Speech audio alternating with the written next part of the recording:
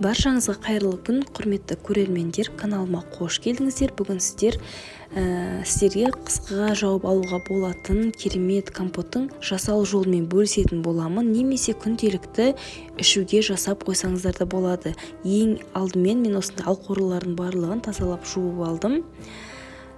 Одан кейін барлығын жуып болғаннан кейін сүйектерінен жақсылап ажыратып алатын боламыз.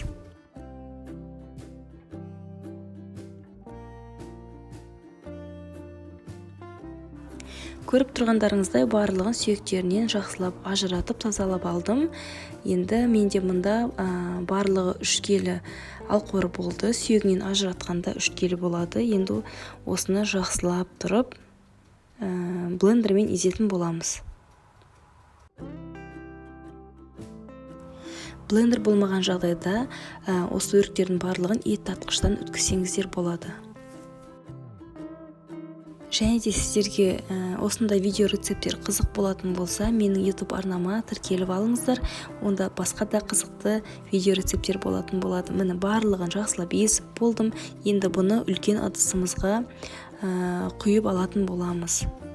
Менде осындай үлкен ыдыс, қазір барлығын осы ыдысқа құйып аламыз.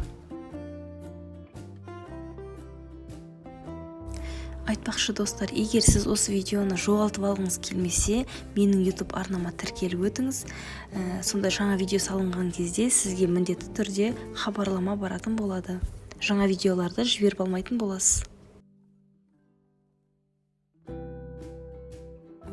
Мінекей езілген алқорыны үлкен ыдысымызға құйып алдым. Енді осы алқорының үстіне біз осы шарамен 2 шара су құятын боламыз.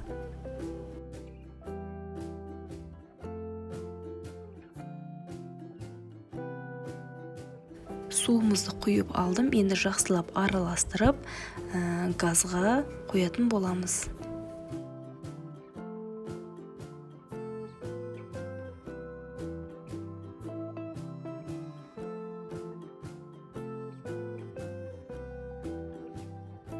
Компотымызды отқа қойғаннан кейін бетінен осындай көбіктер шығатын болады. Соның барлығын осылай сүзгімен сүзіп алып тастаймыз.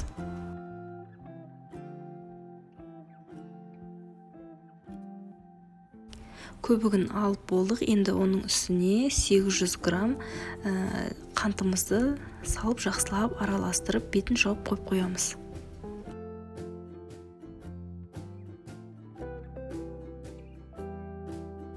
Мінекей қыздар, менің компотым дайын болды. Мен бұны күнделікті өзімізге ішуге осылай арнайы ыдыстарға құйып алдым. Баклажкаға құйып алдым 5 литрлік, және де осындай ыдысқа құйып қойдым.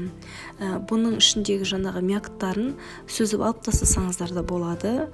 Қысқаға банкеге жауып алсаңыздар да болады. Өте дәмді болып шыққан. Сіздер де жасап көріңіздер. Келесі видеода кездескенше сау болыңыздар.